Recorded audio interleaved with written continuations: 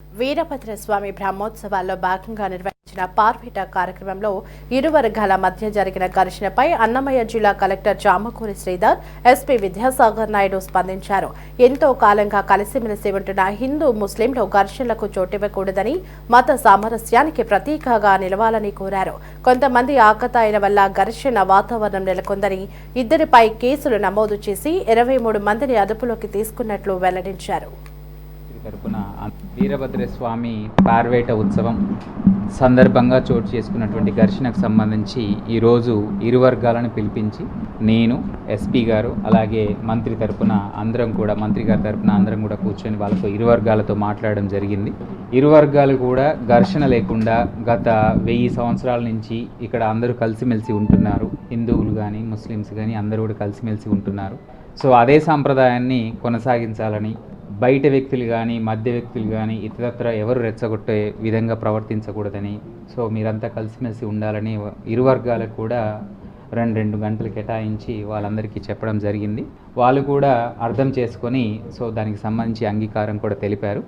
భవిష్యత్తులో కూడా ఏవైతే ఉత్సవాలు కానీ, అటు రంజాన్ కానీ, ఇటు ఉత్సవాలు కానీ, ఫెస్టివల్స్ కానీ ఏవైనా జరిగినప్పుడు ఎస్పీ గారు, అలాగే నేను, అలాగే లోకల్గా ఉన్నటువంటి తహసీల్దార్ అండ్ ఎస్హెచ్ఓలు అందరూ కూడా దశాబ్దాల పాటు జరిగినటువంటి ఉత్సవాల యొక్క రూట్ మ్యాప్ను గుర్తుంచుకొని ఆ వైపుగా ఇరు వర్గాలను కూడా కూర్చోబెట్టి సో దాన్ని ఇరు వర్గాల అంగీకారం చేసి సో ఆ విధంగా ముందుకెళ్లాలని కూడా నిర్ణయించడం జరిగింది. తద్వారా కూడా భవిష్యత్తులో ఇటువంటి ఘటనలు పునరావృతం కాకుండా కూడా చర్యలు తీసుకోవడం జరుగుతుంది.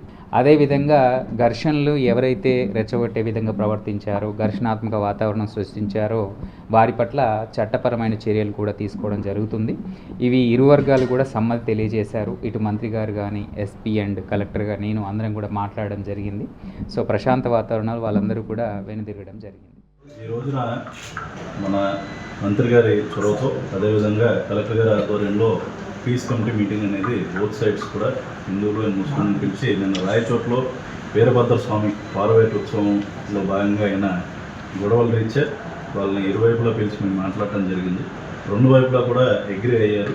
వారి వైపు కొంతమంది ఆకతాయిలు ఏ విధంగా చేశారు, అది తప్పు అన్న విషయం కొంతవరకు వాళ్ళు దాన్ని గుర్తించడం జరిగింది ఇప్పటికి. అయితే ఫర్దర్గా ఫ్యూచర్లో ఎటువంటి ఇబ్బందులు అయితే తలెత్తకుండా ఏ అయితే ట్రెడిషనల్ రూట్స్ ఉన్నాయో రిలీజియస్ ప్రొసెషన్స్ వాటిని ఫిక్సేట్ చేసి వాటిల్లో డూస్ అండ్ డోంట్స్ నియమ నిబంధనల కింద ఒక పెద్ద మనుషుల ఒప్పందం మాత్రం కుదుర్చుకునేదానికి బోత్ సైడ్స్ కూడా అంగీకరించడం జరిగింది. ముఖ్యంగా దీంట్లో భాగంగా మనం గమనించుకుంటే 2 వైపులా పెద్దలు మాట్లాడుతున్నారు. అదేవిధంగా ఆకతాయిలు మాత్రం కొంతమంది youth, especially below 25 years age వాళ్ళు దీంట్లో అన్నెసరీగా ఇన్వాల్వ్ అయ్యి చేయడం జరుగుతుందన్నది వాళ్ళ దృష్టికి తీసుకొచ్చాం. వాళ్ళు కూడా వాళ్ళ యూత్ని ఎడ్యుకేట్ చేసుకోవాల్సిన అవసరం ఉంది. రిలీజియస్ టాలరెన్స్ అనేది వాళ్ళకి అలవాటు చేయాల్సిన అవసరం ఉన్నది వాళ్ళకి క్లియర్గా చెప్పడం జరిగింది. ఎందుకంటే జై శ్రీరామ్ అన్నదైనా సరే, అల్లాహు అక్బర్ అన్నదైనా సరే అదొక అఫెన్సివ్ వర్డ్ లాగా ఒకరినొకరు చూసుకుంటూ ఈ విధంగా బిహేవియర్ చేయడం అన్నది కరెక్ట్ కాదు అన్న విషయం చెప్పడం జరిగింది.